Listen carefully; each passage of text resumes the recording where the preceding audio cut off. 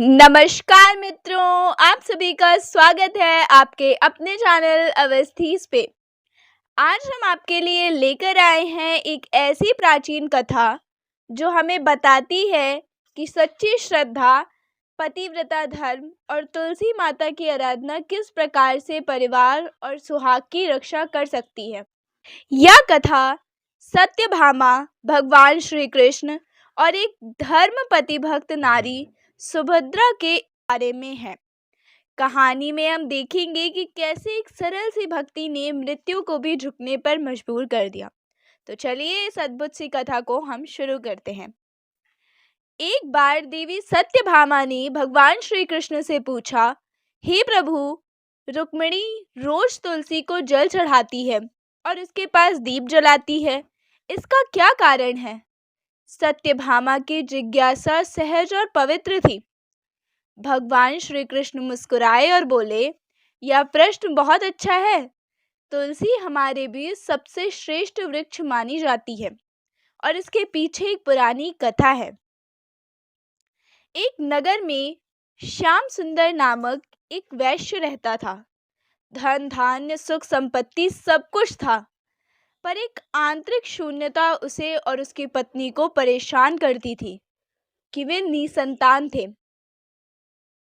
श्याम बोलता है कि हमने बहुत दान दिए, वैद्य बुलाए, पर संतान ही नहीं हुई। आखिर इसका क्या कारण है? दुख में वशिष्ठ मुनि के आश्रम गया और उनसे सहायता की याचना की।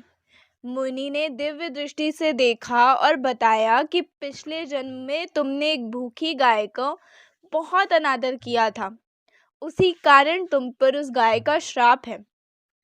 वशिष्ठ मुनि ने उपाय बताया कि पुत्र यज्ञ और गायों को दान दो। राम और उसकी पत्नी ने पुत्र यज्ञ कराया। यज्ञ संपन्न होते ही अग्निदेव प्रकट हुए और उन्होंने यह वरदान दिया कि तुम्हें पुत्र तो अवश्य होगा, पर उसकी आयु केवल 18 वर्ष होगी।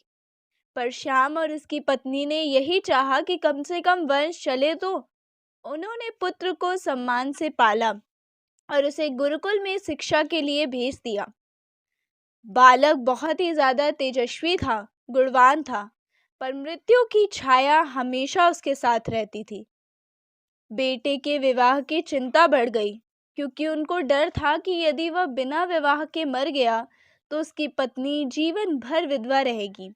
इसलिए उन्होंने सुशोभित, नर्म और गुणी सुभद्रा का विवाह अपने पुत्र से करा दिया। सुभद्रा गरीब थी, पर चरित्रवती और पतिव्रता थी। सुभद्रा ने अपने ससुराल में संवेदना, सेवा और समर्पण से सभी का मन जीत लिया, पर वह भी अपने पति की आयु से अनभिज्ञ थी।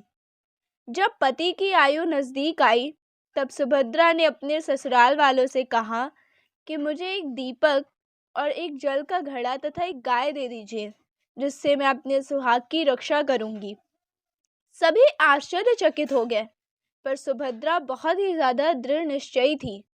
उसने तुलसी के पास चुनरी बांधी, तुलसी को जल अर्पित किया और क्षण क्षण में प्रार्थना करती रही कि हे तुलसी माता, मेरी श्रद्धा स्वीकार करो और मेरे सुहाग की रक्षा करो। यमदूत आए, पर तुलसी के पौधे ने उन्हें रोक दिया। तुलसी बोली कि मैं इस घर की रक्षा करूंगी और तुम्हें यहाँ अंदर नहीं जाने दूंगी। यमराज ने यमदूत भेजे, पर दीपक ने उनका मार्ग रोक दिया और कहा कि मैंने स्त्री की प्रार्थना सुनी है, मैं उसके पति की रक्षा करूंगा।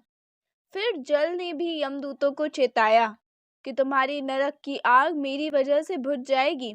आखिरकार 8 यमदूत जब निकले, तो गाय ने उनका मार्ग रोका और कहा कि मेरे रहते कोई इस घर में प्रवेश नहीं कर सकता। गौ हत्या का पाप तुम्हें भी पड़ेगा। यमराज को यह सुनकर गुस्सा आया और वह स्वयं सुभद्रा के घर पहुंचे। सुभद्रा ने यमराज का ससम्मान अभिवादन किया और कहा, हे धर्मराज, मैं धर्म की पालिका हूँ, मेरे पति के प्राणों की रक्षा कीजिए। उसकी नम्रता और दृढ़ श्रद्धा सुनकर यमराज प्रसन्न हुए। यमराज बोले कि तुम्हारी श्रद्धा ने मृत्यु को भी पराजित किया है। तुम्हारे पति की आयु 100 वर्षों तक होगी। और यमराज ने यह नियम भी कहा कि जो स्त्री अपने घर में तुलसी का पौधा रखेगी, वहाँ दीपक जलाएगी, जल का लोटा रखेगी और गाय बंधी रहेगी, वहाँ मेरे दूत भी प्रवेश नहीं कर सकते। श्री कृष्ण बताते हैं कि तुलसी सिर्फ एक पौधा नहीं, वह परिवार की रक्षा, सुहाग और समृद्धि की श्रद्धा का प्रतीक है। पतिव्रता धर्म, सेवा और भक्ति से बड़ा कोई बल नहीं होता। और जो स्त्री तुलसी के पास दीपक जलाती है, जल का घड़ा रखती है और गौ सेवा को प्रथम स्थान देती है, उसके घर शोक और दरिद्रता से दूर रहता है। तो दोस्तों, उम्मीद करती हूँ कि आपको यह कथा पसंद आई होगी। अगर यह कथा पसंद आई हो तो वीडियो को लाइक करें, अपने दोस्तों के साथ शेयर करें। मिलते हैं किसी अगले वीडियो में। धन्यवाद। राम